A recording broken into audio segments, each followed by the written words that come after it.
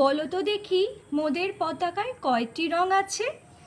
শিক্ষক হেসে শুধালেন দ্বিতীয় শ্রেণীর কাছে। একসাথে মিলে সব ছেলে বলে চিৎকার করে জোরে, 3টি বর্ণ রয়েছে রাঙানো জাতীয় পতাকা জুড়ে। শ্রেণীর পিছনে বেঞ্চের কোণে শিশু ছিল এক বসে। পতাকার মাঝে 5 রং আছে, বলল সে মৃদু ভাষে।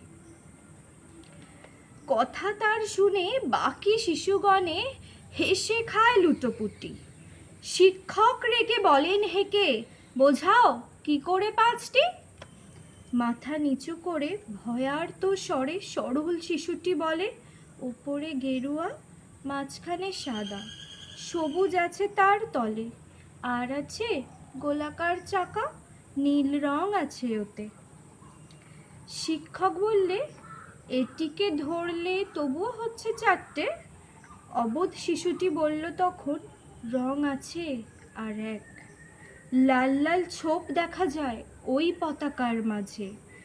বাবাকে যখন আনলে ওরা কফিনের ঢাকা খুলে, জড়ানো রয়েছে দেহখানা তার পতাকার ফুলে। রক্তের দাগে ছিল লাল ছোপ ওই পতাকার মাঝে। এই নিয়ে মোট হলো 5টি। এবার তো ঠিক আছে? সরল শিশুটির জবাবখানি কাঁপিয়ে দিল বুক। অশ্রু এলো নয়ন ভরে, শুকনো হলো মুখ। আজও যারা দেশের জন্য করছে বলিদান, স্বাধীনতার শহীদ সম তাদের অমর প্রাণ। হয়েছি স্বাধীন, পেরিয়ে গেছে 70টি বছর। দেশ বাঁচাতে যাচ্ছে যে প্রাণ, রাখছি কি তার খবর?